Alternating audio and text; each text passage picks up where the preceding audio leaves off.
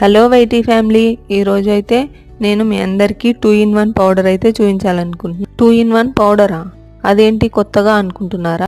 ఏం లేదండి, మన కిచెన్లో ఉండే ఐటమ్స్లో ఓన్లీ 3 ఇంగ్రీడియంట్స్ యూజ్ చేసుకొని వెయిట్ లాస్కి వెయిట్ గెయిన్కి పౌడర్ ప్రిపేర్ చేసుకొని యూజ్ చేసుకోవచ్చు. ముందైతే ఈ వీడియోలో ప్రాసెస్ చూద్దాం.